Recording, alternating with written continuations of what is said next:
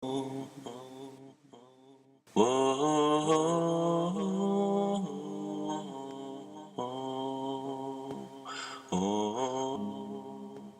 1924, Rudolf Steiner, le fondateur de l'agriculture biodynamique, lors d'un cours qu'il donna aux apiculteurs suisses, dénonça les pratiques intensives de l'apiculture, le nourrissement des abeilles au sucre blanc et surtout la manipulation des reines.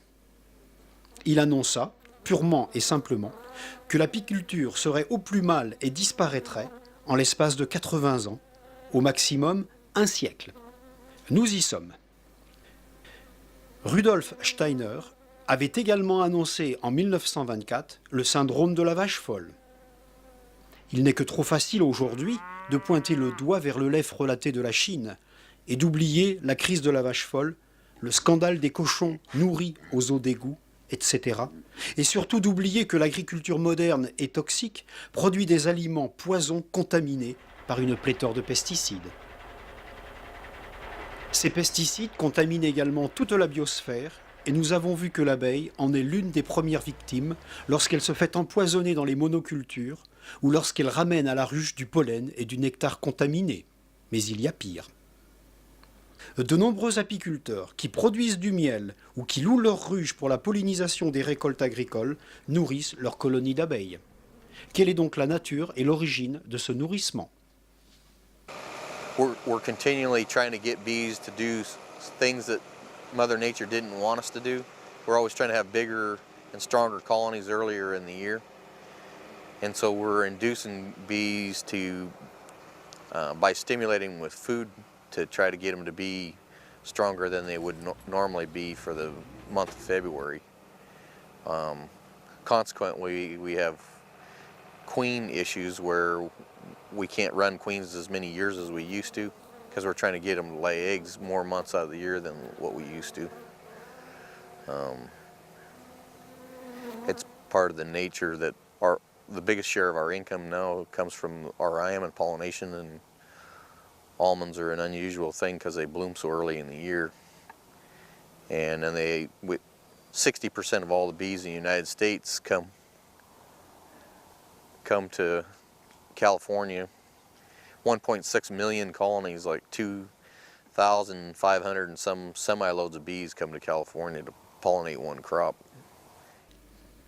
Lorsque les ruches sont amenées en début février, il faut qu'elles soient fortes afin d'être efficaces pour la pollinisation des amandiers, alors que pour le cycle naturel des abeilles, c'est encore l'hiver.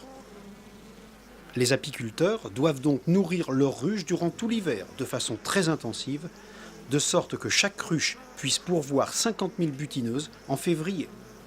Les apiculteurs se déplacent avec leurs camions de nourrissement.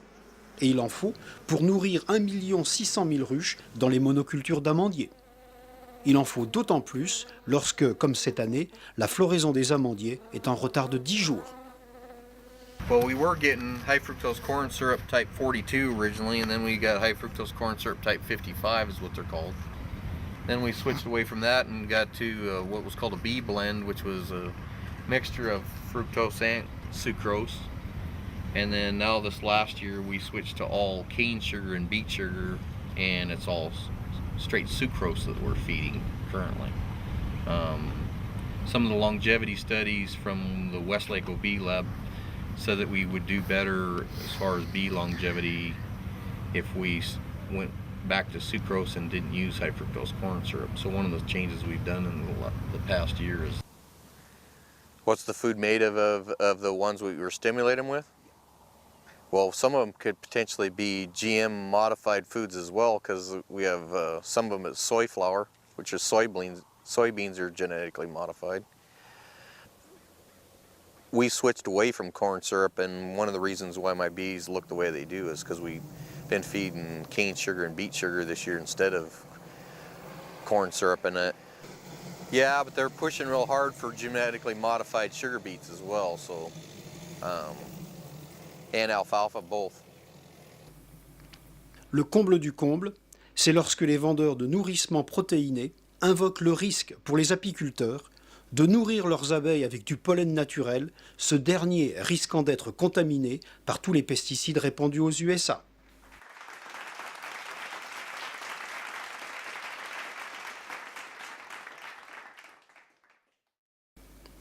c'est le chaudron qui traite la marmite de cul noir. Car ces vendeurs de protéines omettent de préciser que l'origine de leur nourrissement est du soja transgénique. Les abeilles, c'est pas fait pour manger de l'eau et du sucre, c'est pas fait pour... Ouais, je sais pas où on va, mais vu les grosses difficultés, vu comment on perd des abeilles qui partent, on ne sait pas où, c'est aussi ces abeilles, ces ruches dopées qui veulent les s'aimer alors que les reines n'ont qu'un an. Enfin bon, moi tout ça, je me dis, bon ben voilà, moi j'avais pas envie de rentrer là-dedans. Et... C'est vrai que rien ne vaut le miel pour la colonie. Depuis toujours, elles ont survécu avec leur miel. Donc maintenant, on est amené à faire des nourrissements parce qu'il y a la flore qui s'appauvrit. Donc ça, c'est un point très important aussi sur le problème aujourd'hui. C'est l'environnement qui se dégrade, la surutilisation des herbicides qui fait qu'il y a de moins en moins de fleurs disponibles pour les abeilles, la monoculture. Donc l'apiculteur est amené à nourrir pour maintenir ses ruches vivantes à certaines périodes ou en fonction aussi de la saison. Et ce nourrissement doit être de bonne qualité. Je pense qu'il peut y avoir un problème venant du nourrissement. Mais je crois qu'il est sage de laisser suffisamment de miel aux colonies pour bien passer l'hivernage et passer outre ces histoires de nourrissement. Les ruches sont fragilisées sur le côté sanitaire lié à l'environnement, comme on dit, exogène et endogène à la ruche, c'est-à-dire ce qui est mis à l'intérieur de la ruche et ce qui est apporté en termes de délétère, ce qui est apporté de l'extérieur et qui va nuire à l'aspect sanitaire de la colonie. Là-dessus, se rajoutent quand même d'autres choses. On s'est aperçu aussi que tout le nourrissement qu'on donne aux abeilles, maintenant, est composé de sucres industriels qui sont pires que le sucre cristallisé que l'on donnait depuis des dizaines d'années aux abeilles. Moi, je donne, si possible, du miel de l'année d'avant que j'ai gardé en pot. J'essaie d'en garder toujours une centaine de kilos. L'abeille le consomme 2 fois plus vite et c'est les plus belles ruches qui consomment leur propre miel. Et pas le sucre industriel, en espérant qu'ils ne proviennent pas de matrices OGM ou compagnie, que ce ne soit pas les PGM en fait. Du sucre transgénique. Il est vrai qu'aux USA, les semenciers font le forcing pour pousser les agriculteurs vers la betterave sucrière transgénique. Quant à la canne à sucre, les premières cultures officielles de variétés transgéniques ont été lancées au Brésil en 2007. Il est peu aisé de savoir ce qui se passe dans les pays dits émergents. Il y avait des aubergines transgéniques illégales en Inde dès 2002, des ananas transgéniques illégaux au Costa Rica dès 2005, des tomates transgéniques illégales en Turquie dès 2005 également.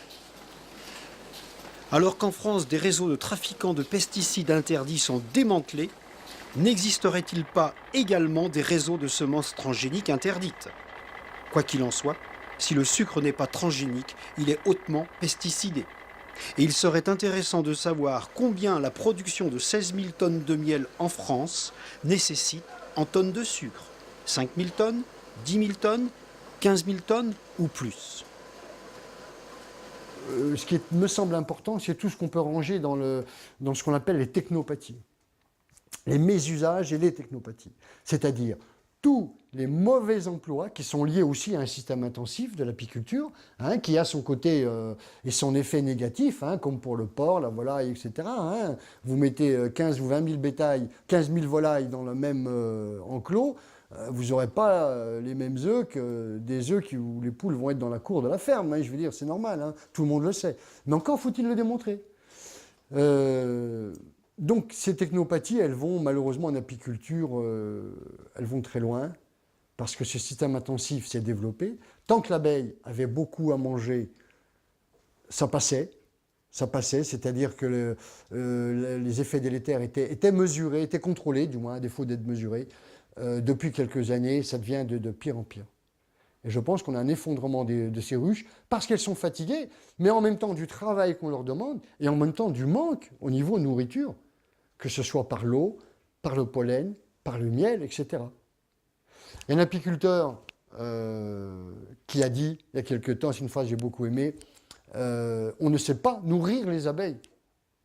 On peut leur donner de la nourriture, du sucre, du sirop en quantité, avec des protéines, c'est la mode en ce moment de mettre des protéines, qu'on ne sait même pas d'où elles viennent, dans l'alimentation des abeilles.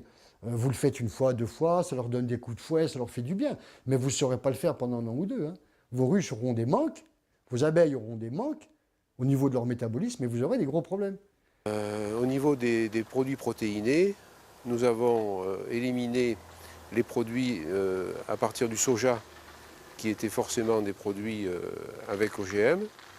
Et nous avons maintenant d'autres produits qui sont à partir de levure ou à partir de matières végétales non OGM également.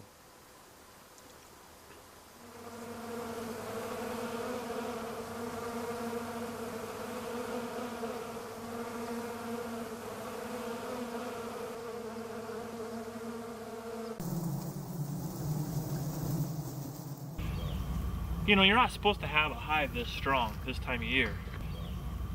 You know, because you're coming out of winter, and that's what you know. I think a lot of people need to get back to reality, and these almond growers need to get back to reality. This is winter time. They're coming out of winter. They should come back. You know, if you get a 6 frame out of bees, you should be happy. But you know, it all comes down to the dollar and what they're paying for, and you know, you can't blame them. But then another way, you know, everybody needs to wake up and you know, kind of smell the coffee and look at stuff. If bees aren't in an almond orchard, they might make between 400 and 600 pounds of meats to the acre. If bees are there and the weather cooperates, they can make around 3,500 pounds of meats to the acre. So the reason why the almond grower pays us so much to be here with about 2 hives to the acre and sometimes between 3 and 4 hives to the acre is because it's kind of their crop insurance to make. They have one opportunity to make a big crop, and that's to cross-pollinate. In the case of an almond, they have to be cross-pollinated. The pollen has to go from one variety of an almond to another variety. They keep taking out grapes and keep taking out everything and putting almonds in, and the bee industry is supposed to try to keep up with all their plantings, and with our CCD and disease problems in the beekeeping industry, we're having a tough time meeting the demand that the almond industry is creating. So every year is going to be a new game as far as if we can meet that demand, and they want more all the time. When with urbanization, our bee pastures getting less and less in the United States, those don't match. Il y a surtout le système intensif qui s'est très fortement développé et qui met les abeilles dans des stress. Il y a quelques projets d'études qui avaient été faits par des organismes français et qui n'ont pas abouti pour pouvoir mesurer le stress de l'abeille, le stress en termes pathologiques, hein, en termes de maladies. Avant le déclenchement des maladies, en fait, le seuil du stress, pour pouvoir évaluer ce seuil du stress où l'abeille va passer ce seuil de pression pathogène et déclencher les maladies, en fait. Hein. On a peu d'outils à l'heure actuelle, pour ne pas dire pas du tout, qui nous permettent, qui permettraient aux scientifiques de mesurer à quel moment une ruche va être malade. Vous prenez un être humain, le docteur il le voit, il le regarde, bon finalement je vais vous faire une prise de sang, je vais vous faire une prise, on va regarder l'urine, on va regarder les analyses. L'abeille, qu'est-ce qu'on fait? On va prélever sur les abeilles, on va faire une recherche des maladies que l'on connaît. Mais qu'est-ce que l'on fait sur son sang, sur ses hémolymphes? Rien. Pourtant on sait extraire l'hémolymphe de l'abeille. On pourrait faire une analyse de sang de l'abeille. Et là on sait par des études in vitro qu'une abeille qui est fragilisée pour X raisons a une hémolymphe qui va contenir moins d'acides aminés dans les protéines ou qui va avoir... On sait les différences, mais on ne le met pas en pratique pour raison, comme d'habitude, de coût, parce que ça coûte trop cher, parce qu'il faut faire des analyses, il faut investiguer, il faut chercher, il faudrait des laboratoires qui soient spécialisés. Mais je vous ai parlé que de l'hémolymphe des abeilles, qui est le sang des abeilles. Mais il y a les glandes hypopharyngiennes, dont lesquelles sont nourries les reines. Il y a la cire que fabriquent les abeilles. Et bon, après, il y a les produits comme la propolis qui est ramenée de l'extérieur. Elle peut très bien contenir aussi des molécules. Après, il y a tout ce processus de molécules extérieures qui sont amenées à la ruche et qui agissent d'une manière plus chronique qu'aiguë, malheureusement. C'est-à-dire qu'on a des effets délétères qui vont se propager dans le temps d'une manière beaucoup plus sournoise et sans créer de trop forte mortalité. Finalement, quand on arrive à cette trop forte mortalité, c'est que quelques semaines ou 2-3 mois avant, on avait déjà des gros problèmes. mais on n'a pas pu les appréhender. C'est une des grosses problématiques de l'apiculture moderne. L'intensification de l'apiculture et tous les stress environnementaux se traduisent par un épuisement des reines. Mais l'abeille, dans ces conditions, donc je dis bien ces conditions sauvages de vie, se gère très bien. C'est-à-dire que la reine, au lieu de vivre 1 an ou 2, comme c'est devenu malheureusement le cas le plus souvent, elle peut vivre en pondant tout à fait normalement, en étant en pleine forme, 3, 4 ans, voire jusqu'à 5 ans, on disait dans le temps. Une reine, pour un apiculteur transhumant, donc qui déplace ses ruches plusieurs fois, lorsqu'elle a fait une saison ou une saison et demie, c'est un maximum. Chose qu'on ne connaissait pas autrefois. Il y a encore 15 ans, 20 ans, lorsqu'on faisait de l'apiculture, il n'était pas rare de voir des reines de 3, 4, exceptionnellement 5 ans qui tournaient encore assez bien. Alors la longévité des reines diminue pour la simple raison, c'est que si quand une reine pond 2000-2500 œufs par jour, qu'il y a 30%, 20%, 15% de ces œufs qui sont, ou de ces larves, qui sont nettoyées par les colonies, parce qu'on sélectionne des colonies bien nettoyeuses, qui sont nettoyées parce qu'elles sont en train de mourir, en raison d'une agression extérieure. Il faut qu'elle pondent 30% de plus. Donc elle va être vidée 30% plus vite. Donc si on changeait les reines tous les 3 ans, bah aujourd'hui au bout de 2 ans, il faut les changer, parce qu'on les fait se vider, pondre davantage pour compenser ces petites pertes que l'apiculteur ne voit pas nécessairement s'il a des colonies qui sont des bonnes nettoyeuses. Et comme on sélectionne des abeilles nettoyeuses, évidemment, dès qu'il y a une larve qui ne va pas très bien, c'est nettoyé, l'œuf est touché par un produit fongicide, herbicide, peu importe, et la reine repond. Alors évidemment, à ce rythme-là, elle est obligée de maintenir un rythme dingue, donc nécessairement, elle va se vider beaucoup plus vite. Voilà. La première cause est l'augmentation du système intensif de l'apiculture. C'est-à-dire qu'on produit des reines qui pondent de plus en plus et à qui on demande de plus en plus de ponte. Alors depuis 5 ans, disons moins de 10, facile depuis 98, le système s'est un peu accéléré, même beaucoup accéléré, parce que nous avons de moins en moins de miellés et de richesse de l'environnement. Donc automatiquement, l'apiculteur, qu'est-ce qu'il fait? C'est normal.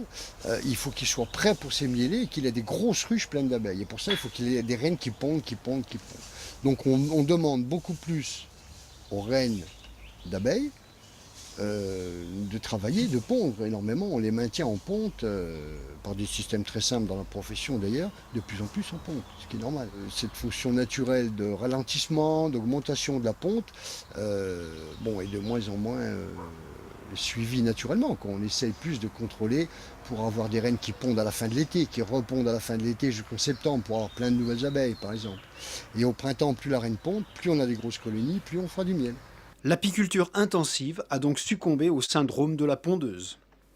Et c'est là qu'interviennent les processus d'hybridation, de sélection et d'élevage artificiel de reines que Rudolf Steiner dénonça avec tant de vigueur en 1924 et qui pour lui, répétons-le, ne pouvait induire qu'un effondrement total de l'apiculture en moins d'1 siècle. L'intensification de la ponte est l'un des critères principaux de la sélection. Il y a les 2 gros critères de base, c'est la prolificité d'une part et la productivité. La prolificité, c'est la ponte de la reine, c'est-à-dire qu'il faut une reine qui ponde et quantitativement bien, et c'est-à-dire des beaux cadres de couvain bien faits, compacts, ce qu'on appelle dans le métier, et qu'elle ponde des œufs de qualité, quoi. Pas trop de mal, mais elle en fera toujours une période de l'année, mais que cette ponte soit suivie, et puis qu'il y a des redémarrages de ponte en fin d'été, par exemple, etc. Ça, c'est la prolificité. Pour la productivité, c'est que les abeilles fassent du miel. Les abeilles qui font plus de miel que d'autres à quantité égale. Je dis bien à quantité égale. Et par rapport au même mielé. Donc ça, c'est les 3 critères principaux pour les abeilles. Oui, le 4e qu'il ne faut pas oublier, c'est la douceur. Or, la douceur des abeilles provient, normalement, elle provient des mâles.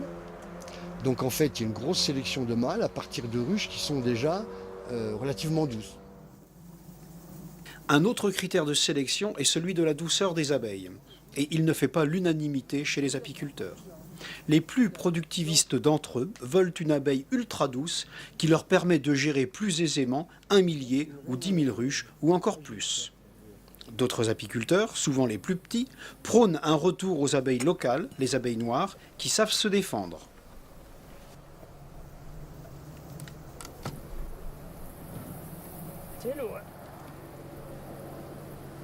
On cherche des races d'abeilles qui piquent pas. Attends, une abeille, si elle pique pas, elle peut pas se défendre contre les insectes qui rentrent, contre éventuellement les rongeurs qui veulent s'installer l'hiver. Une abeille, ça pique, ça fait rien, ça pique. C'est l'abeille locale qui est adaptée, c'est comme les plantes ça, qui est adaptée à la région. Si elle est agressive, n'oublions pas qu'une abeille est sauvage. Qu'est-ce qu'on va chercher à faire des inséminations artificielles maintenant? Qu'est-ce qu'on va chercher à avoir des abeilles qu'on peut caresser? Elles ne bougent même pas quand on ouvre les ruches. Elles ne font plus face aux maladies. Parce que vous savez, moi, j'ai un collègue et je lui ai demandé des souches, on doit faire 21 essais. Je ferai 21 essais de souches agressives. Ça déplaise à tout le monde. Parce que je m'aperçois que chapeau pour passer les hivers. Hein. C'est des bonnes pondeuses, elles gèrent leur miel, elles étirent énormément leur cire. Donc j'ai bien travaillé avec l'abeille tout venant. Je suis hostile à toutes les manipulations génétiques qui consistent à faire venir des reines de différents pays, puisqu'on perd de cette façon l'abeille adaptée à un écosystème. Et les professionnels sont donc, les professionnels apicoles, sont donc responsables finalement de la dégénérescence de l'abeille. Ils le sont de différentes façons, donc ils le sont par l'hybridation avec des abeilles étrangères, avec des reines étrangères, qui font que si la première génération sont des abeilles qui apportent un plus, ensuite il y a une dégénérescence de l'abeille, dont on souffre tous, quoi. Et il faut aller chercher des reines de plus en plus loin, donc ce dont je me refuse. Et dans la pratique professionnelle aussi, il y a les traitements systématiques qui font que l'abeille n'est plus résistante à un certain nombre de maladies. Par exemple, donner du sirop de sucre avec des antibiotiques systématiquement au printemps, c'est ce qu'on m'avait appris quand j'avais suivi un stage. Et bien, c'est ne pas favoriser la sélection de souches qui soient résistantes aux maladies du couvain. Les loques. Non, alors on a recours à l'insémination artificielle pour maintenir certaines lignées, certaines souches. Bon, il n'y a pas de bidouillage génétique, hein, c'est juste la récolte du sperme des mâles et on remplit une spermathèque. Donc effectivement, la reine vierge ne choisit pas ses mâles, comme dans la nature. Hein. Donc là, on peut se poser des questions.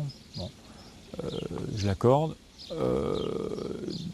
Ça nous permet de faire un croisement bien précis qu'on ne pourrait pas obtenir dans la nature. L'abeille locale est faite pour être dans sa localité, point final. J'ai tout essayé. J'ai essayé les abeilles du Chili, j'ai essayé les abeilles de Buckfast, j'ai essayé les caucasiennes qui, elles, n'étaient pas trop mal pour ici. Je reviens à mon abeille locale et j'y resterai, ça jusqu'à la fin.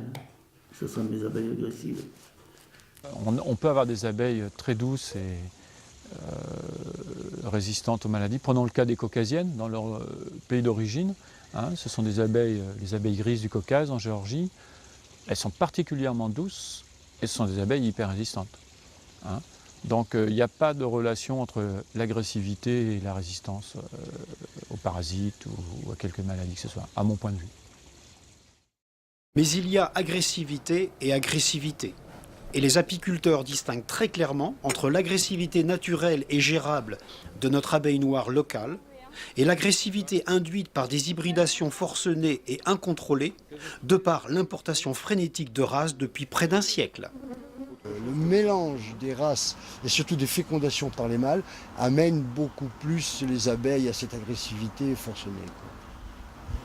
Il y a 60 ans en arrière, en Suisse, c'est une chose qu'il faut savoir, en Suisse, on avait la mellifera, la noire, hein, comme la majeure partie de la France. Et comme l'herbe est toujours plus verte ailleurs, nos apiculteurs, quand ils passaient à l'étranger, ils revenaient les poches pleines, avec des reines qui sont certainement meilleures, puisqu'elles viennent d'ailleurs.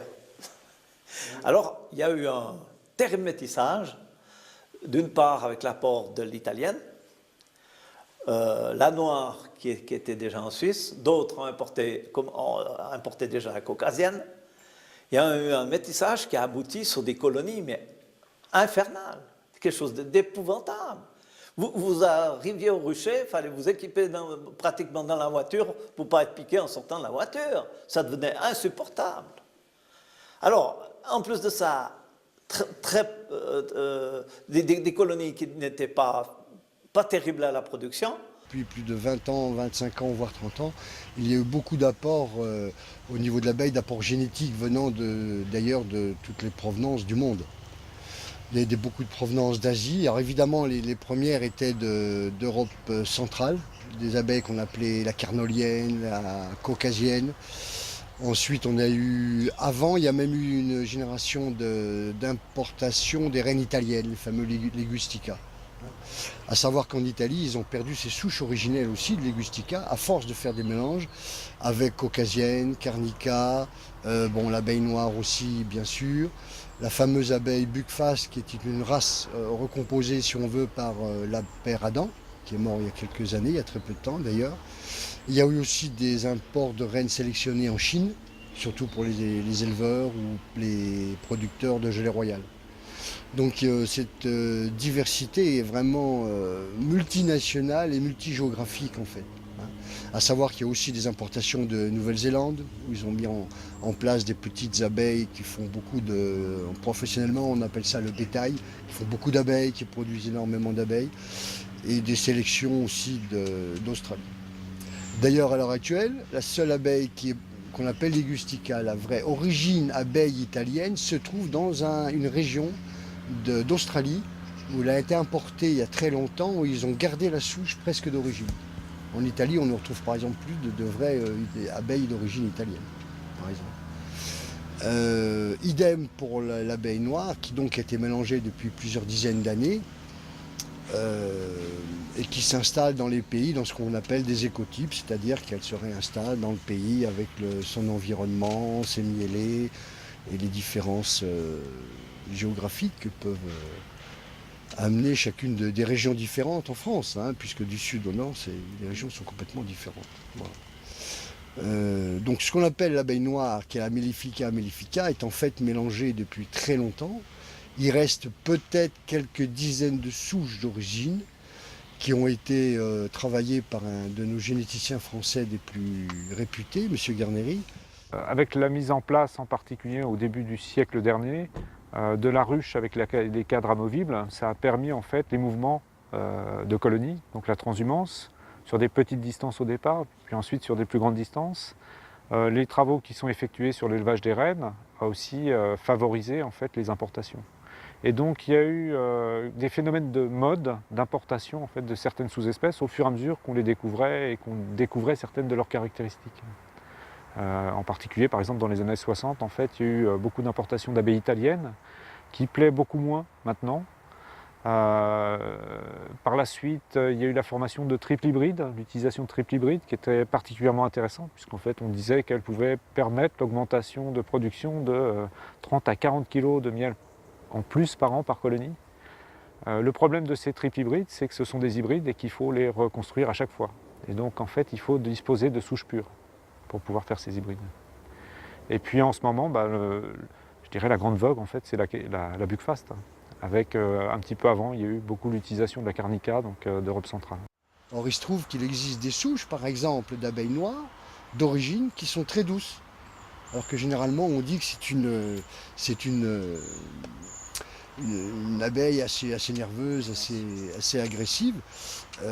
Oui, elle est devenue surtout agressive parce qu'elle a été beaucoup mélangée et sans contrôle vraiment, puisque plein de choses se sont faites à tous les niveaux. Il y a eu beaucoup d'importations aussi des reines États-Unis à un moment donné. Donc en fait, on est dans un système très complexe où à l'heure actuelle, il y a une demande au niveau régional, où chaque région qui s'intéresse aux abeilles veulent retrouver leur souche d'origine, comme en Corse, comme pour l'île de Porquerolles, comme pour les Landes. Hein. Bon, ce qui est une très bonne demande, très légitime par ailleurs.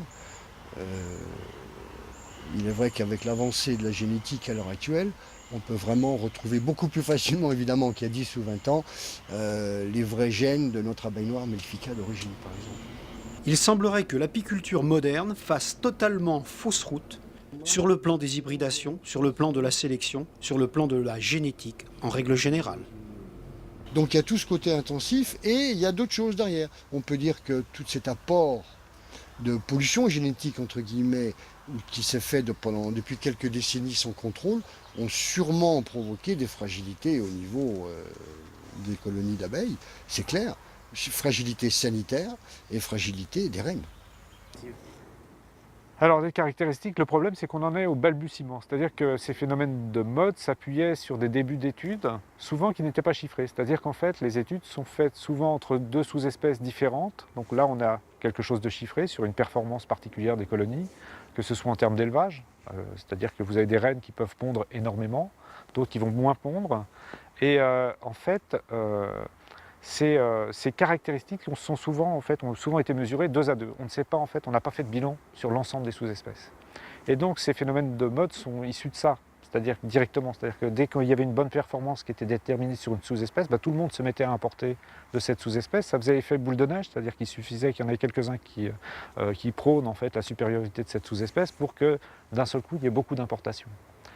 Donc c'est souvent, par la suite aussi, ces sous-espèces ont été sélectionnées, donc celles qu'on utilisait en importation, et la sélection elle-même a contribué en fait à diminuer les capacités de cette sous-espèce.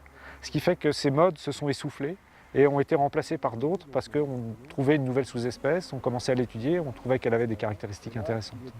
Et ces phénomènes de mode sont liés à ça. Dans un pays comme les USA, la base génétique des abeilles a été réduite à néant. Les 2,5 millions de ruches états-uniennes sont formées à partir de reines, elles-mêmes issues de seulement 400 reines mères. Aux États-Unis, c'est 400 et quelques reines mères qui ont été utilisées, qui sont utilisées pour produire la grande partie des reines qui peuplent les ruchers, c'est essentiellement ruchers commerciaux, mais aussi les ruchers d'amateurs, parce que les amateurs ne savent pas se produire leur ruche, ce qui en fin de compte est très facile en fin de compte. Et il faut laisser faire les abeilles. Et à cause de cela, eh bien, le réservoir génétique a été réduit. On a perdu énormément du matériau génétique juste dans les récentes années 5, 6, 7 années récentes, on a perdu énormément déjà, à cause de ces méthodes de propagation. C'est-à-dire qu'un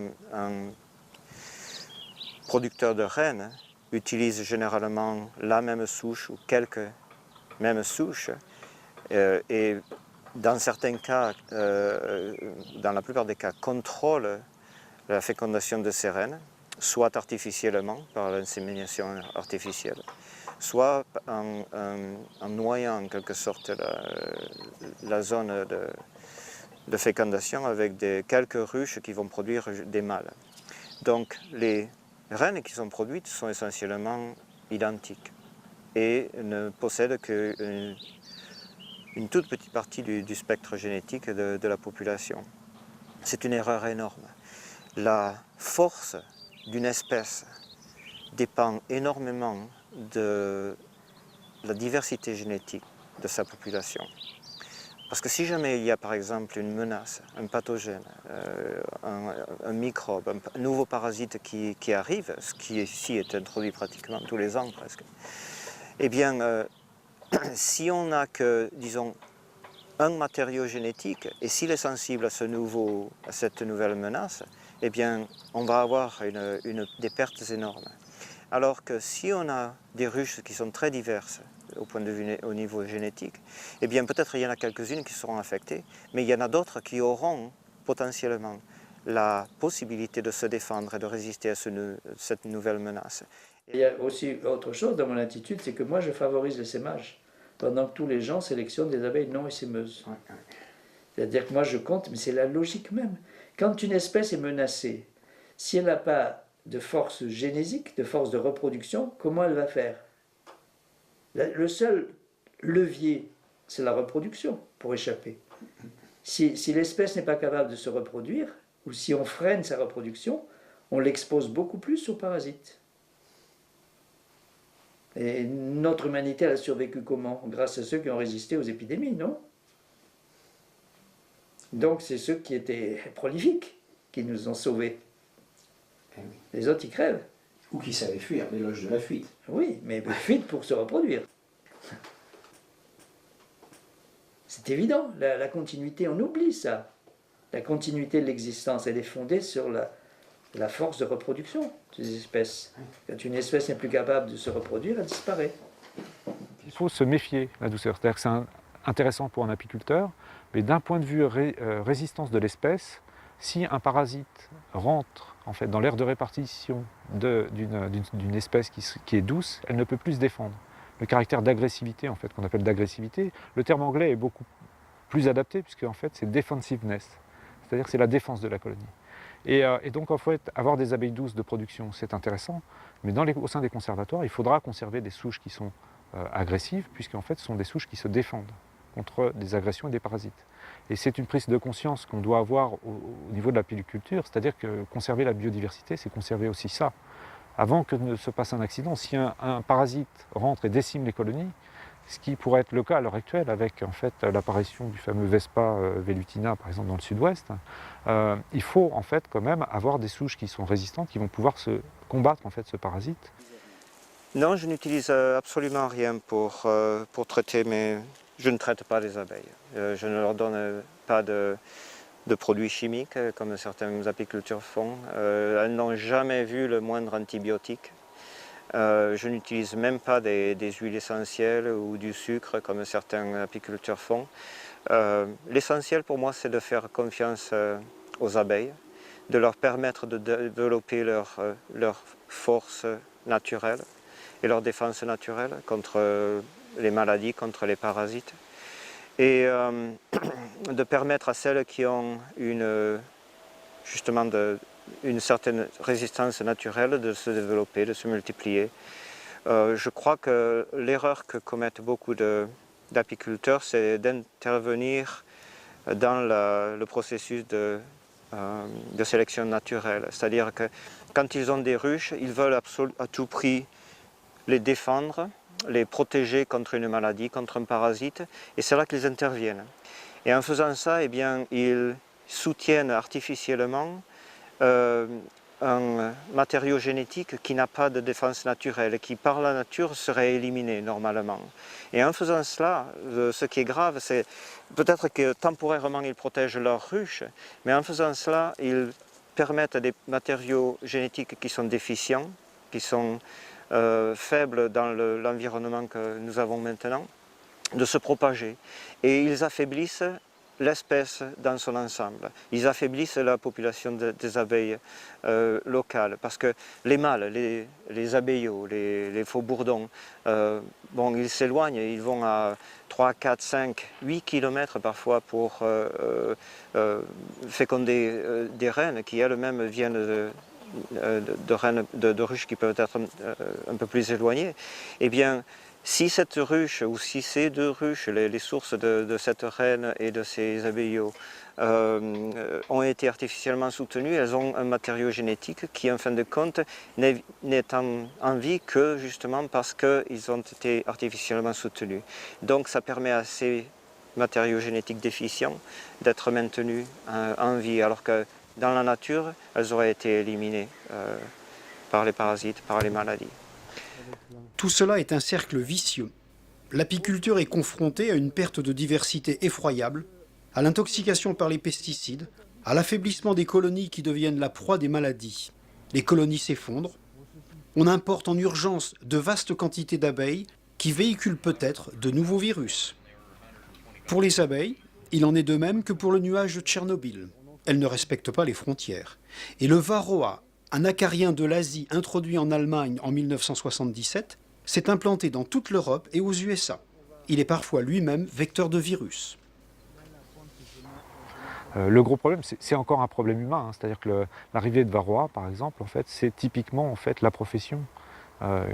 C'est lié à la profession, c'est des mouvements qui naturellement n'auraient pas eu lieu.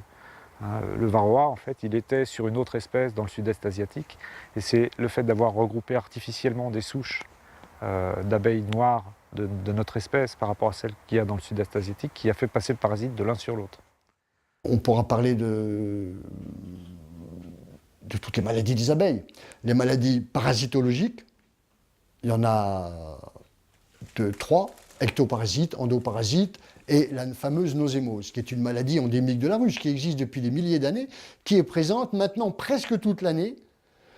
Une partie de l'année, elle est latente, et une partie, elle est déclarée. Et jamais pareil, jamais d'une manière identique sur toutes les ruches. Donc, elle est interpénétrée par d'autres facteurs de morbidité au niveau des abeilles adultes, puisque c'est une maladie des abeilles adultes. Et je pense à certains virus, comme on l'appelle le CBPV, comme la maladie noire, par exemple, ou d'autres virus qui sont plus liés à un ectoparasite qu'à la varroatose, qui est malgré tout la première pathologie au monde, qui est vraiment très très problématique pour l'apiculteur, parce que cette varroise, elle se génère à l'intérieur du couvain de la ruche, où les varroises, donc ces parasites, ces tiques en fait, vont se développer, et ensuite vont passer sur les abeilles adultes et vont sucer le sang des abeilles. C'est un véritable vampire. Donc là, c'est une maladie qui est très très difficile à éradiquer. Il n'y a pas d'éradication complète. Il y a simplement un niveau d'infestation toléré par l'abeille sans qu'on dépasse un seuil de pression délétère. Voilà. Ça a eu un impact, oui, l'arrivée de varroa, en fait, a eu un impact énorme sur la diversité. Il y a certaines régions, par exemple, ce qui est intéressant, en fait, c'est de discuter avec les apiculteurs locaux quand on va faire des échantillonnages. Et donc j'avais pris des notes quand on était dans l'Est, par exemple, et en fait, il s'est avéré dans les études que 70% des abeilles de l'Est de la France, en fait, dans le département du Bas-Rhin, sont des abeilles de souche importée. Pourquoi? Parce qu'en fait, ils ont perdu 70% de leur cheptel lors de l'arrivée de varroa. Et ils ont racheté des colonies le plus proche, c'est-à-dire en Allemagne, où là, en fait, ils avaient complètement éliminé la race locale qui était l'abeille noire pour la transformer par de la carnica. Donc effectivement, ça a un impact. Ça a un impact sur la diversité. Il ne faut pas croire qu'un parasite, lorsqu'il arrive dans une aire de répartition et qu'il commence à décimer les colonies, ça n'a pas d'impact. Ça a un impact au niveau génétique, même si parfois on ne voit pas des manifestations directes de la perte de colonies, ça a un impact en fait sur la diversité génétique. Il y a 15 ans en arrière, vous aviez des colonies, on a fait des calculs, des comptages dans des colonies. Un collègue sur le canton de Fribourg, ils ont volontairement compté, donc fait les traitements des colonies, compté les varroas tombés, et ils ont dénombré dans les colonies les plus infestées jusqu'à 8000 varroas par colonie. Hein. Et avec les traitements adéquats, faits dans de bonnes conditions, ces colonies qui étaient autant parasitées ont très bien passé. Donc, elles ont survécu sans grand problème. Et à l'heure actuelle, on s'aperçoit qu'avec des colonies qui ont des chutes relativement faibles de quelques centaines, voire un millier ou 2 milliers de varroas, ces colonies ne passent plus l'hiver. La conclusion que l'on doit tirer de ce constat, qui fut également réalisé en France, c'est que même si la pression du varroa est plus faible, les abeilles sont très affaiblies par les maladies, les pesticides, les OGM et les méthodes intensives de l'apiculture. Les traitements à base de pesticides utilisés pour lutter contre le varroa contribuent également à l'affaiblissement des ruches. Alors après, il y a aussi les produits qu'on peut rentrer dans la ruche. Tout à l'heure, je parlais de ces produits chimiques contre le varroa. Ces produits chimiques sont en général liposolubles, c'est-à-dire qu'ils passent dans la cire. Notre reine d'abeille qui vit plusieurs années dans la ruche se promène sur ces cires et avec les autres abeilles pendant plusieurs années, et je pense qu'elle doit vraiment souffrir de ces produits très nocifs, hein, qui sont nocifs également pour la santé humaine d'ailleurs. Voilà. Le miel qu'on récolte, hein, il est entreposé dans ces cires. Alors, on dit toujours, dans les cadres de hausse, on ne met que de la cire neuve, mais ces cires neuves, c'est issu de cire qu'on a portées chez le cirier, qui nous rend des cires gaufrées. hein. Ces cires gaufrées, dans ces cires gaufrées, il y a aussi ces produits qui s'accumulent. On les fait cirer 1 fois, 2 fois, 3 fois. On obtient des gaufrages qui sont certainement très imprégnés de ces substances mauvaises pour les abeilles et pour nous également. Voilà. Ouais, donc là, il y a plusieurs travaux qui ont mis en évidence que les cires dans la ruche maintenaient tout un tas de molécules donc, utilisées en agriculture ou des acaricides mis par les apiculteurs malheureusement.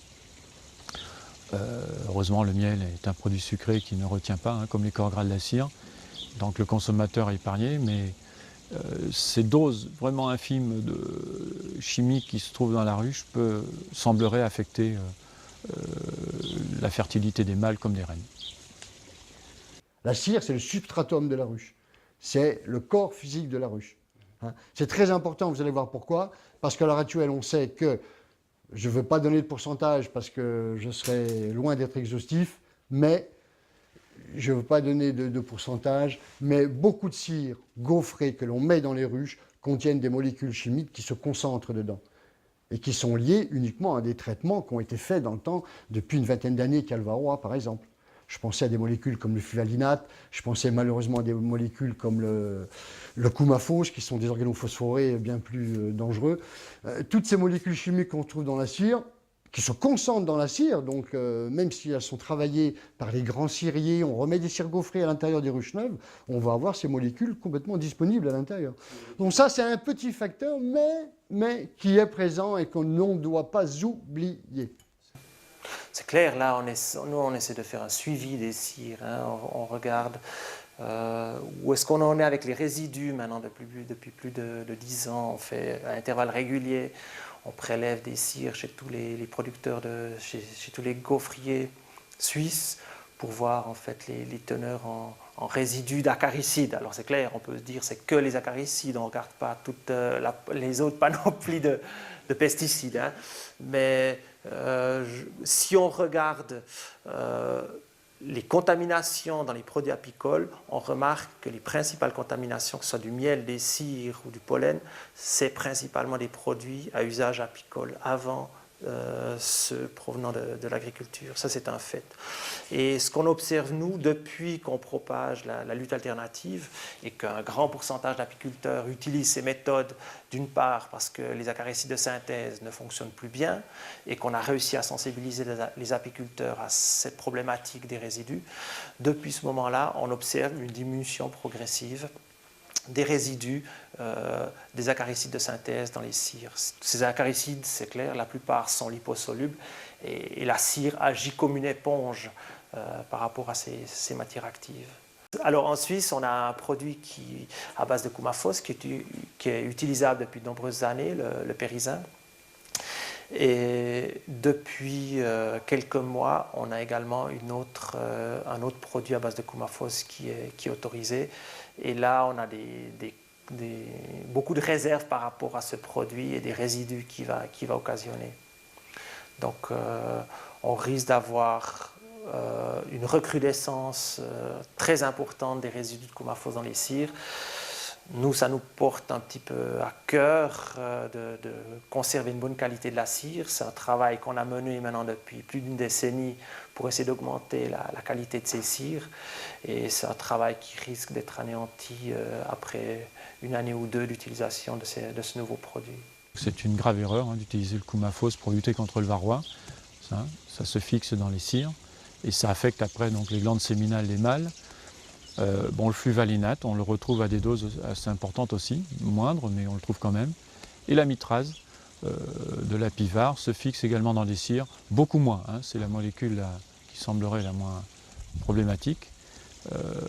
Mais bon, tout ça forme un cocktail assez peu engageant pour les abeilles. On sait à l'heure actuelle, de manière sûre, que les deux matrices les plus polluées dans la ruche sont la cire et surtout le pollen. Bon. La cire, certaines molécules dans la cire se fixent littéralement et se concentrent. Donc comme les larves, les œufs sont pondus dans cette cire justement, où l'abeille va fabriquer ce fameux hexagone, donc la cellule, la larve est constamment en contact avec des traces de pesticides. Organophosphorés, organochlorés, néonicotinoïdes. Certains apiculteurs ont choisi de lutter contre le varroa avec des méthodes alternatives telles que les huiles essentielles. En Californie, Matthew et Lance font des essais avec des huiles essentielles de menthe, d'eucalyptus, de mélaleuca, de verveine citronnelle et de pin. Mais toutes ces expérimentations ne sont pas très concertées. Et pourtant, le Congrès US avait voté une enveloppe de quelques dizaines de millions de dollars pour la recherche apicole. Elle ne fut jamais distribuée. Et pourquoi donc ? Guess who shut it down? Oh, well, Monsanto. Because Monsanto doesn't want the word out that there's a problem out there. In fact, his guy just told me the reason my bees died in Washington is because they're either using a sale or admire. C'est donc Monsanto qui a fait pression, selon les apiculteurs, pour que l'enveloppe du Congrès US ne soit pas attribuée. La stratégie des multinationales est très simple. S'il n'y a pas de budget, il n'y a pas de recherche. S'il n'y a pas de recherche, il n'y a pas de problème. Et s'il n'y a pas de problème, c'est que les multinationales de l'agrochimie sont au-dessus de tout soupçon. En France, depuis 30 ans que le varroa est installé, on a parfois l'impression que les apiculteurs se débrouillent, chacun dans son coin. Au thymol. Thymol, acide oxalique.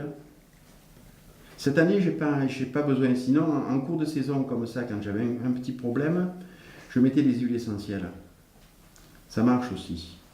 Alors là-dessus, on devrait faire un gros travail. Alors j'ai eu un article dans un bouquin apicole sur de l'huile essentielle, mais on ne te dit rien. On ne te dit rien.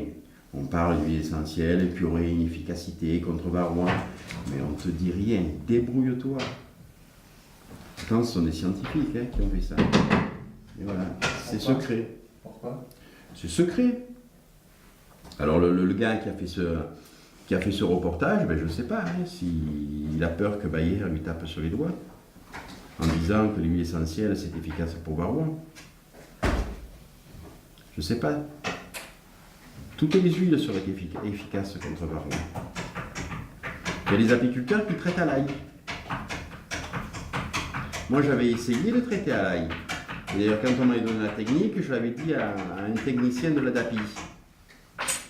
Et ils m'ont dit, mais ça vaut rien du tout, on a essayé, ça vaut rien du tout l'ail. Voilà, c'est ce qu'on m'a répété. C'est mécanique, si tu veux. Tu mets de la farine dans une ruche, tu saupoudres tes abeilles de farine, tu fais tomber du varroa. C'est mécanique. Donc tu mets du sucre glace mélangé à de l'ail en poudre, tu fais tomber les varrois, c'est mécanique. Voilà ce qui m'a été répondu. Et l'apiculteur de Normandie, c'est un apiculteur amateur de Normandie, il a 70 ruches. Cet hiver, il en a perdu 2 parce qu'elles étaient bourgonneuses, sur 70.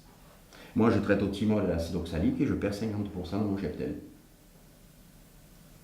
Voilà, donc j'ai arrêté l'ail. J'ai arrêté l'ail, mais peut-être qu'il faut que je me remette à l'ail. Au niveau des produits huiles essentielles et produits aromatiques, donc nous proposons le thymol qui a été testé en particulier dans le Midi par des organismes professionnels. Donc de plus en plus d'apiculteurs utilisent ces produits aromatiques et puis utilisent aussi les produits acide oxalique et acide formique. En ce qui concerne les huiles essentielles, c'est un domaine que nous ne maîtrisons pas, exactement. Donc il n'y a pas réellement de produits sur le marché que nous pouvons proposer avec la sécurité qu'on pourrait garantir à nos clients. Existe-t-il une recherche apicole scientifique indépendante de l'agrochimie ? On en doute fort. Ce sont les mêmes entreprises de l'agrochimie qui déciment les abeilles dans les champs avec les pesticides et qui fournissent d'autres pesticides pour lutter contre le varroa à l'intérieur de la ruche. Est-ce normal que cela soit les apiculteurs qui improvisent en permanence alors que les abeilles pollinisent 40% des cultures agricoles ?